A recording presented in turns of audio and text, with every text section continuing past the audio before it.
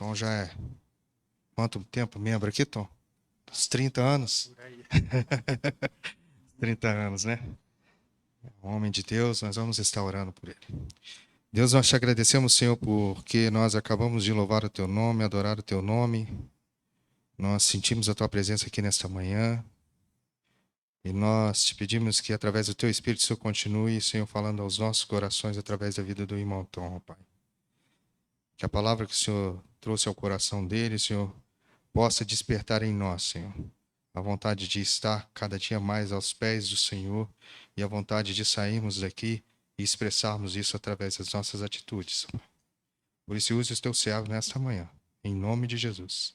Amém.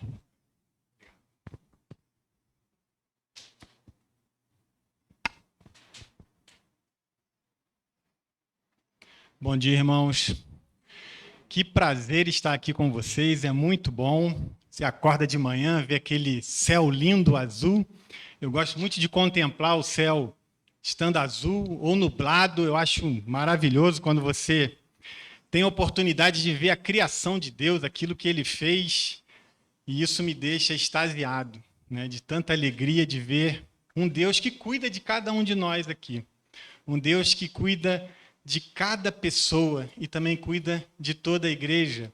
Eu fico feliz quando eu venho poder falar para os irmãos e ver o rosto de cada um aqui de cima. Você tem a visão de todo mundo, né? Até quem senta lá no cantinho você consegue ver.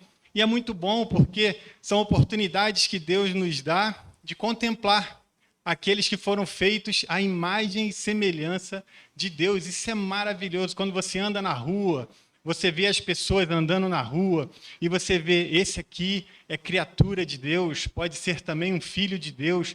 Isso é muito bom, eu fico muito feliz.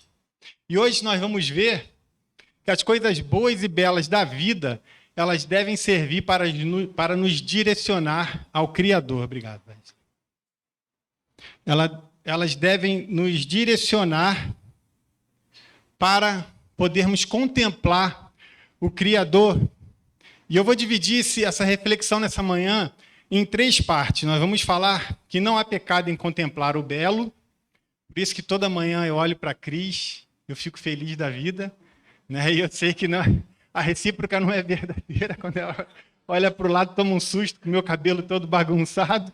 Então não há pecado nisso, em contemplar o belo ou a bela, né? A bela e a fera. A parte 2, os prazeres dessa vida não irão nos satisfazer por completo. Isso aqui também é algo que nós vamos ver nessa manhã. E a terceira parte será que somente em Deus nós podemos ser realmente felizes. Eu amo a minha esposa, amo meus filhos, mas a minha felicidade completa não está neles. E eu sei que a deles também não está em mim. Essa felicidade que nós temos, essa alegria vem de Deus e é por Ele que nós morremos, que nós nos movemos e que nós vivemos.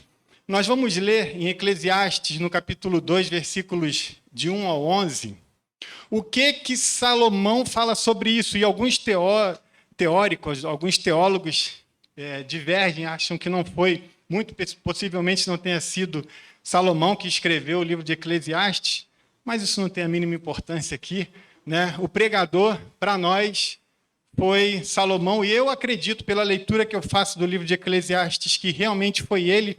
Nós vamos estar lendo isso.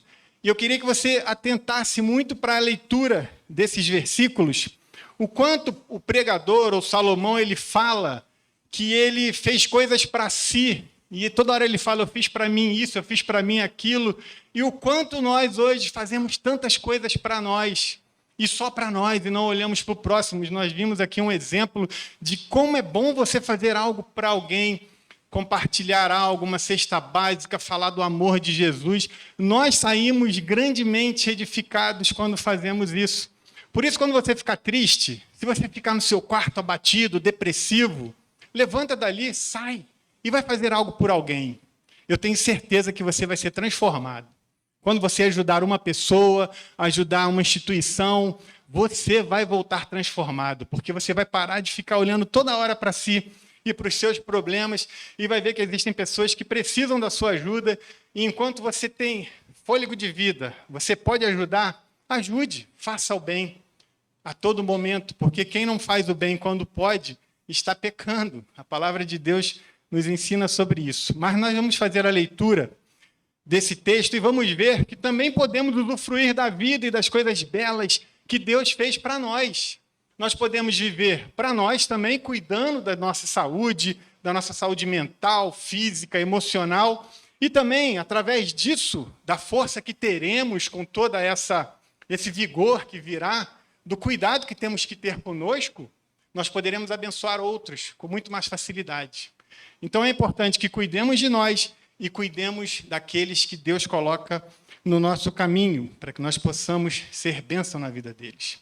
Vamos ler, então, Eclesiastes, capítulo 2, dos versículos de 1 ao 11.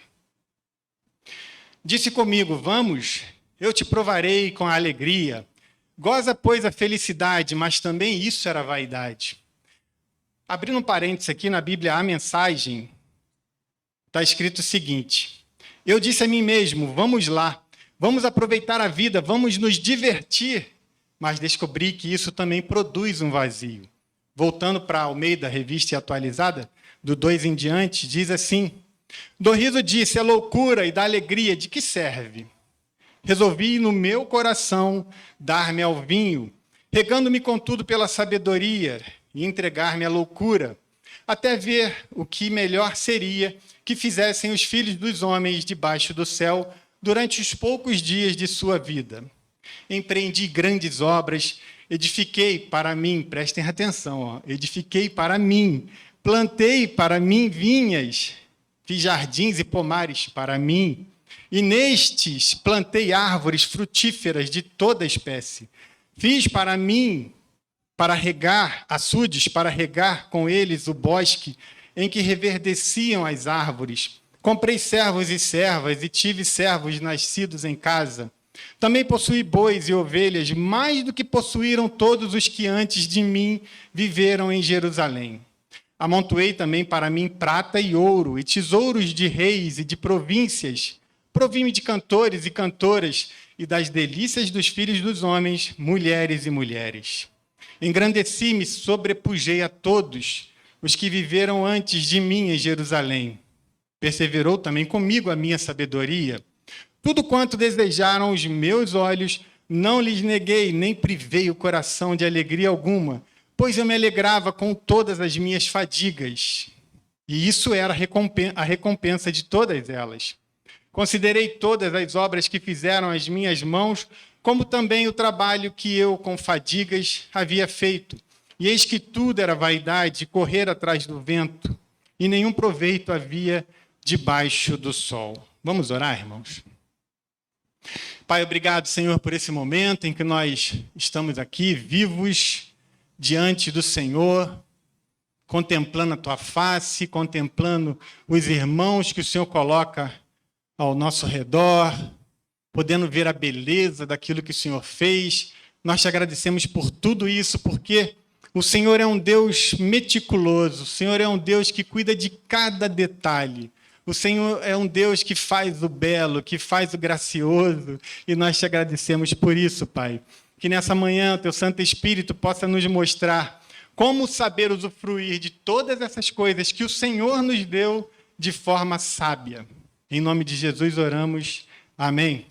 A leitura desse livro ele é complexo, né? Muitas das vezes você pode ler e achar que ele é um livro pessimista e correr e se jogar da ponte, porque o livro só fica falando em todo momento que tudo é vaidade, tudo que você faz é vaidade, né? Nada que foi feito debaixo do sol tem proveito. E você fica meio preocupado ao ler esse livro. Muitos crentes nem gostam de ler o livro de Eclesiastes.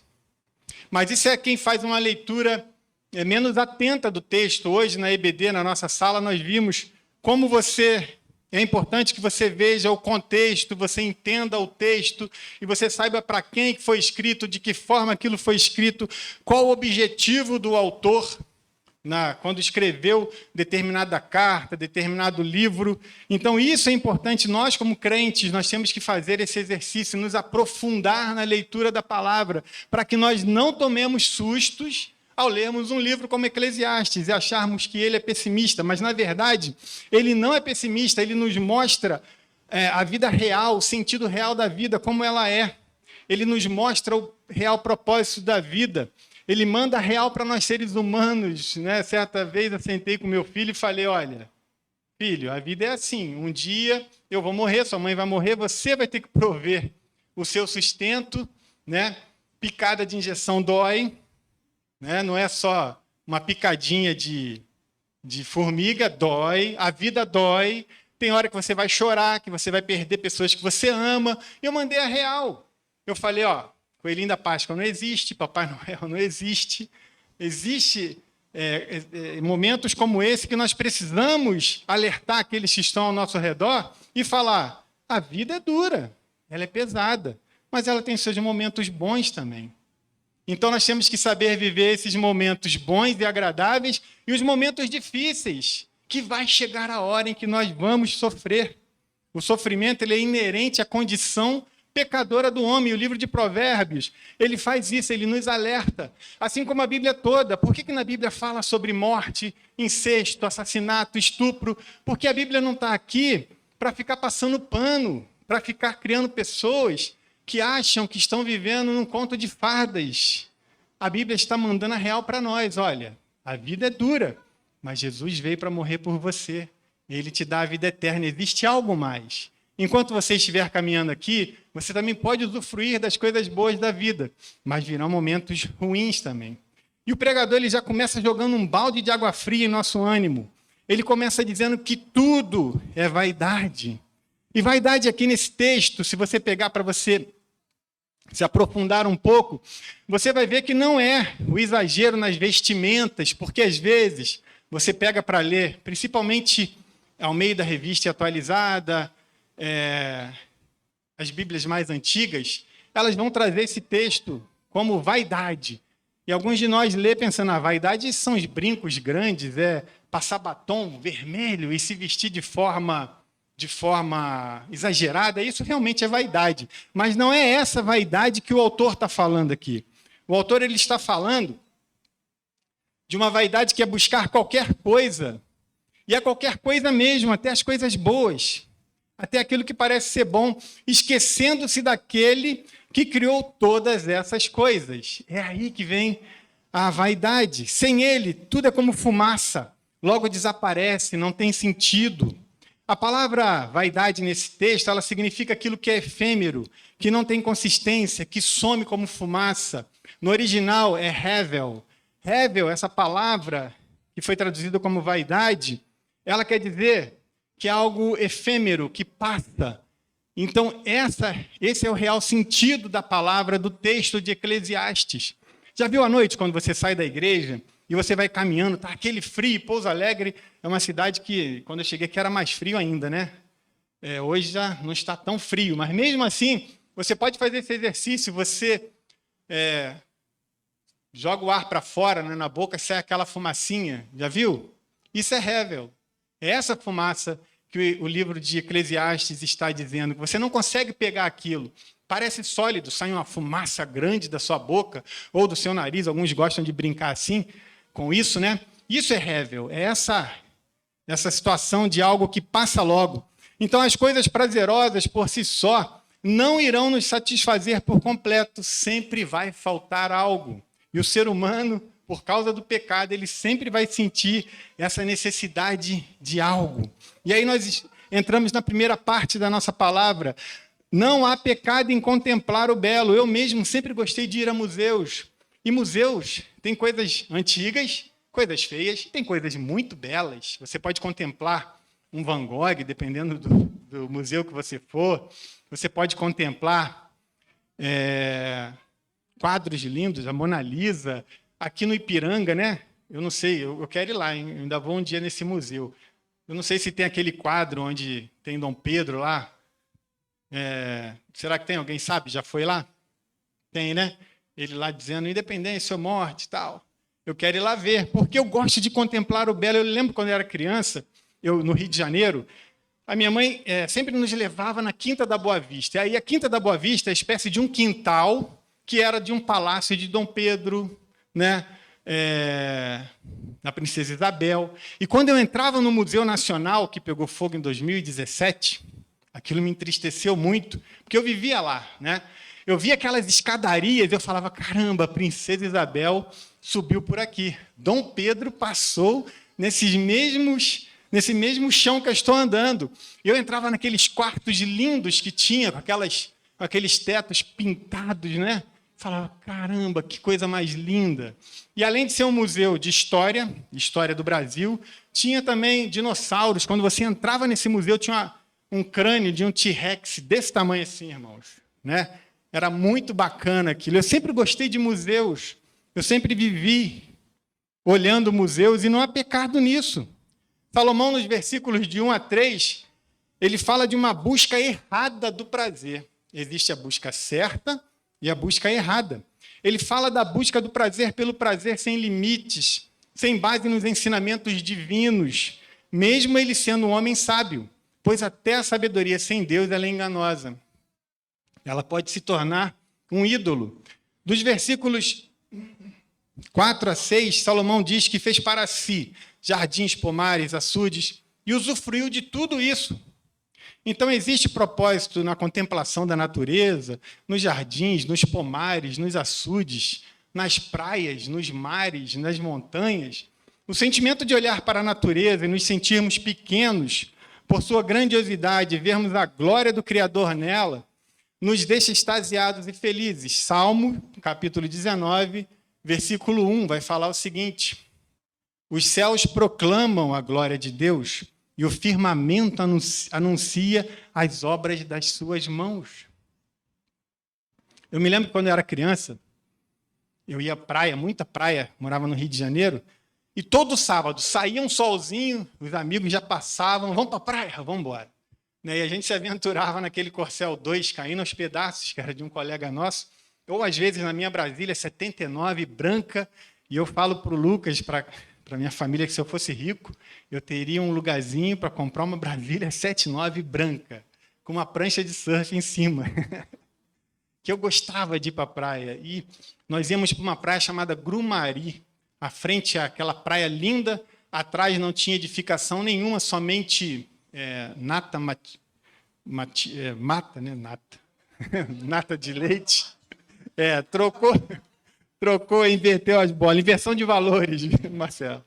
E olhar para aquela mata atrás eu achava maravilhoso. Eu sentava na areia, eu ficava olhando e contemplando o mar, contemplando as belezas que Deus tinha feito. E, irmãos, eu jamais me esquecerei dessa sensação. Mas sem Deus, aquele momento, ele teria sido apenas uma vaga lembrança que muito possivelmente hoje me causaria um saudosismo e queria se transformar em tristeza. Me lembrar de momentos belos da minha vida que eu tive no passado. Sabe por quê, irmãos? Porque viver no passado é perigoso. O passado é um ambiente hostil quando Deus não está conosco. Você pode revisitar o passado? Pode. Se Deus estiver com você, você vai estar seguro. Mas quando Ele está, isso se torna em boas recordações, em louvor àquele que me possibilitou chegarmos até aqui. Ebenezer, até aqui nos ajudou o Senhor. Então nós temos que a todo momento termos boas recordações, mas não vivermos no passado, porque lá é perigoso. Sem Deus. Com Deus se torna em boas recordações e em louvor àquele que te possibilitou chegar até aqui. E mesmo em meio a essa contemplação, como Salomão fez, nós chegamos à constatação de que os prazeres dessa vida não irão nos alegrar por completo. É a busca do alívio na alegria que nos faz pensar que determinada coisa irá suprir os nossos anseios, mas nem sempre isso acontece. A semana começou dolorida, mas você sabe que na sexta-feira você irá maratonar aquela sua série preferida, ou assistir um dorama, para quem aguenta, ou uma ficção científica qualquer, Um Dia Depois de Nós, Um Não Olhe Para Cima, ou um outro filme, hoje estou com trava-língua, irmãos, ou um outro filme qualquer de qualidade boa ou qualidade duvidosa. No final de semana eu terei o meu futebol para jogar ou assistir com aqueles que gostam disso também. Ou eu irei visitar a pessoa amada, no caso dos namorados, dos noivos, e o seu coração vai descansar. Às vezes a gente acha que a vida está horrível, mas pelo menos eu tenho a tela para me entreter, ou um Instagram para ficar horas e horas rolando de vídeo em vídeo e enchendo-me de dopamina fácil. Salomão conclui que é vaidade também. Do riso disse, é loucura, e da alegria, de que serve? Essa vaidade é como vapor. Você tenta agarrar e ela some. Para que isso faça sentido, nós precisamos convidar a Deus para estar conosco em todas as situações. Porque a vida sem Deus ela é igual a férias, já viu? Ela começa acabando. Você tira 15 dias de férias, está tudo maravilhoso, e quando você vê, já acabou, já foi. Caramba, mas foi tão bom. Foi, agora é o passado. De vez em quando eu vou revisitar, mas com Deus. E nós ficamos nessa busca constante por felicidade, por alegria, e aí nós já vamos começar a planejar as próximas férias, e isso nunca termina.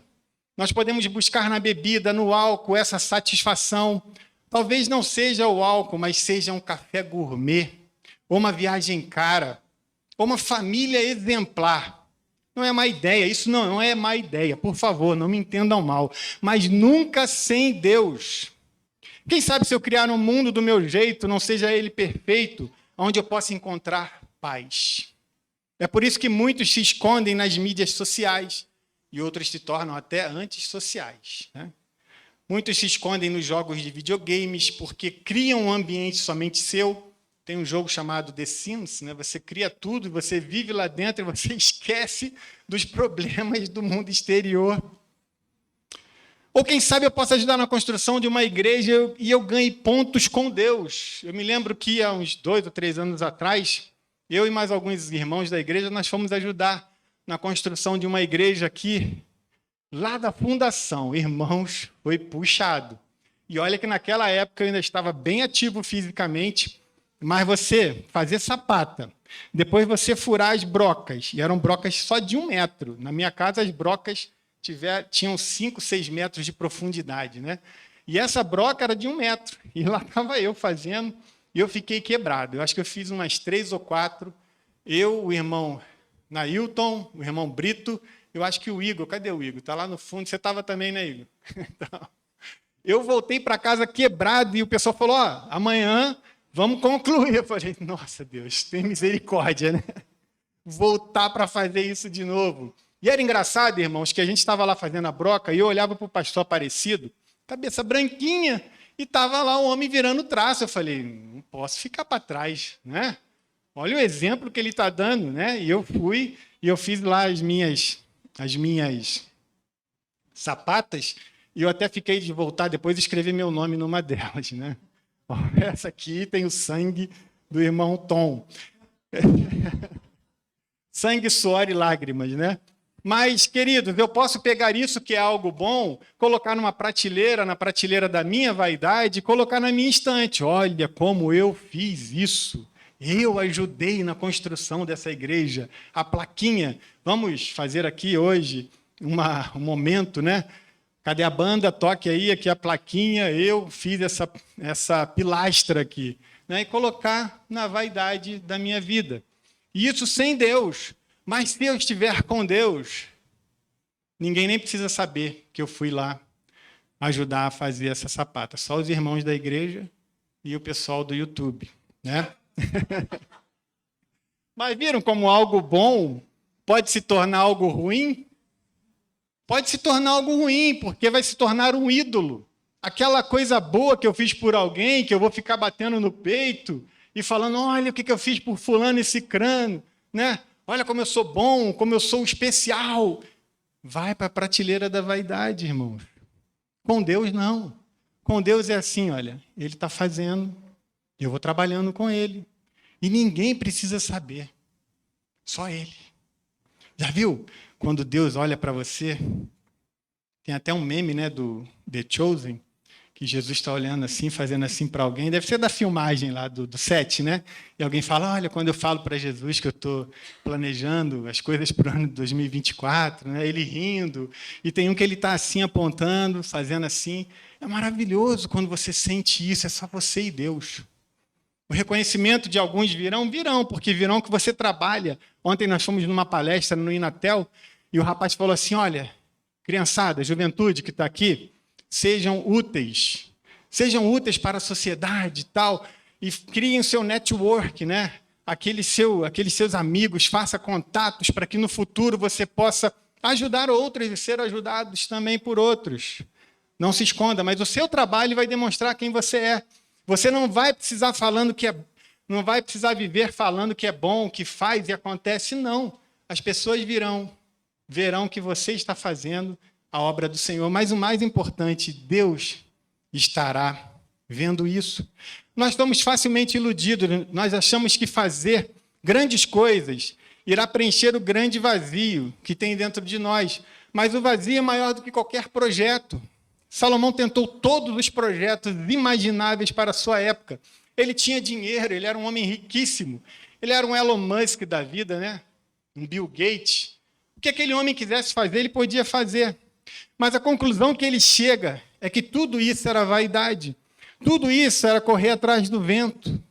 E hoje nós temos a possibilidade de fazermos grandes coisas que a minha geração, enquanto jovem e adolescente, não tinha tanta chance de fazer.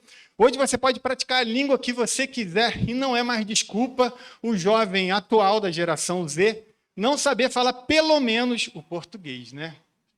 A senhora quer falar inglês, né? A pessoa vai lá, escreve tudo garranchado, é VC para lá, VC para cá. Mas, pelo menos, vamos voltar para o inglês, né? Vamos voltar para o inglês. Pelo menos o inglês, o jovem tem que aprender a falar, porque qualquer lugar do mundo que você for, você vai se virar com esse inglês. Menos na França. Na França, se você falar inglês, eles ficam te olhando meio torto. Mas você pode fazer tudo isso. Estou brincando, viu, irmãos? Nós fomos à França, né? Olha a prateleira da vaidade aqui. Mas tudo aquilo que falam dos franceses, eu não vivi lá, né? Eu vi uma cidade limpa, pessoas bacanas, falei meu inglês lá, eles entenderam, né? Consegui pedir comida, me virei, andamos no metrô, irmãos. Metrô parisiense, a gente lá, ó, cheio de parisiense lá. Ninguém estava cheirando mal, também não fiquei cheirando, né? Mas, queridos, você pode aprender várias línguas hoje em dia, você pode fazer grandes coisas. Você pode fazer viagens que somente os ricos faziam. Ir para a França era coisa de rico. Algum tempo atrás, fui para a França. Né? Hoje em dia, você junta um dinheirinho, ali com muito sacrifício, você consegue ir. Não é tão difícil quanto alguns acham. Você consegue andar ali na Europa, né, com facilidade. Se não tiver dinheiro, vai ser mochileiro. Né? Consegue andar lá. Vai passar uns perrengues, mas consegue viajar. Cursos no exterior, você pode fazer curso em Cambridge, você pode fazer curso em Harvard. Você entra lá no site, você vai ter cursos, que você vai fazer o curso EAD e vai receber um diploma de faculdades no exterior, basta querer. Essa é a grande questão. Essas possibilidades, na verdade, de fazer grandes coisas, elas não resultaram em uma humanidade mais feliz. Resultaram? Não. Nós podemos fazer grandes coisas, mas isso não nos faz pessoas mais felizes. Tudo isso só nos mostra que a vida não está nessas coisas, a vida está em satisfazer a Deus, em fazer a sua vontade e não a nossa. E nós chegamos, então, ao nosso terceiro tópico, que diz que somente em Deus nós podemos realmente ser felizes. Agostinho de Hipona, um teólogo lá do século IV, ele dizia que há um vazio no coração do homem do tamanho de Deus. E nós já ouvimos falar isso várias vezes aqui na IBD, na igreja. Esse vazio não será preenchido por nada menos que o próprio Deus. Você pode colocar o que for lá, viagens caras, carros maravilhosos, casas luxuosas. Não vai preencher, não adianta. Só quem preenche esse vazio é Deus.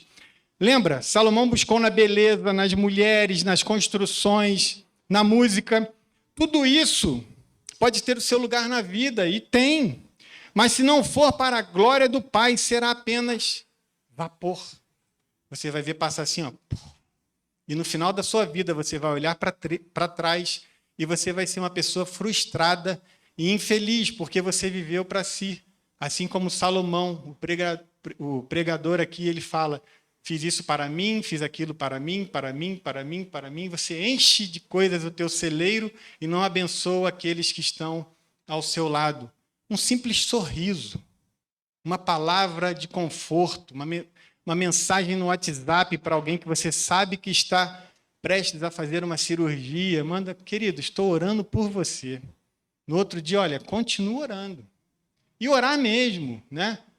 Deus me deu o privilégio de acordar de madrugada. Depois dos 50, se preparem, viu? Aqueles que estão aí, ó, vai acordar de madrugada. O que eu faço? Vou orar. Me lembro de irmãos que estão precisando de oração, me lembro da minha família, me lembro de várias coisas. E quando eu menos espero, eu caio no sono novamente. Quem sabe nós seremos salvos pela arte. Quem sabe a beleza salvará o mundo. Quem sabe a inteligência humana resolverá os nossos problemas. Quem sabe a inteligência artificial o fará. Nós somos enganados com muita facilidade, achamos que se encontrarmos coisas belas e cheias de vida, o vazio irá sumir. É vital que entendamos que a beleza desse mundo não é a coisa em si. Ela apenas aponta para o Criador.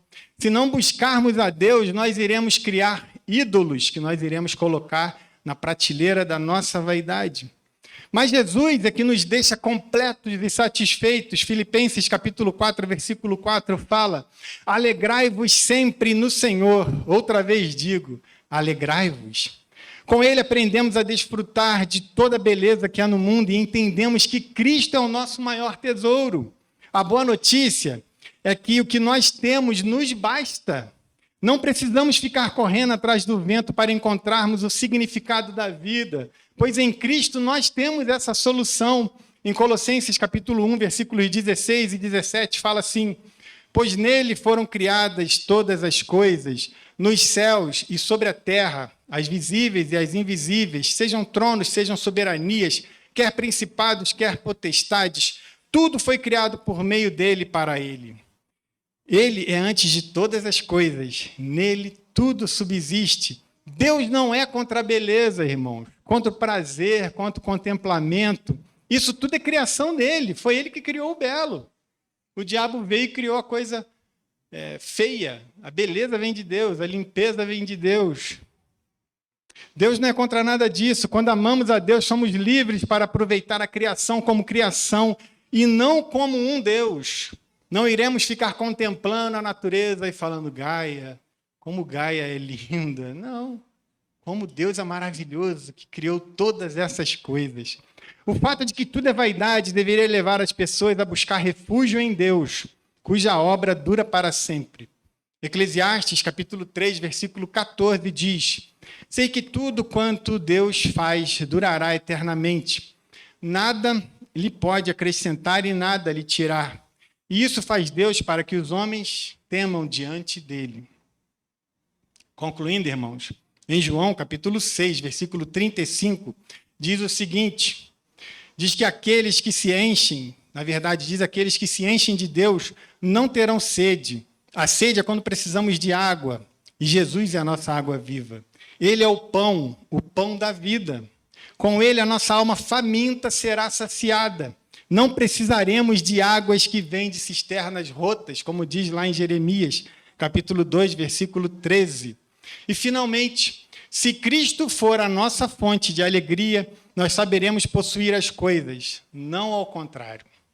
Elas não nos possuirão. Seremos felizes com o que temos, muito ou pouco, em todas as circunstâncias. Saiba ser feliz em Deus. Por que existem muitas pessoas frustradas hoje?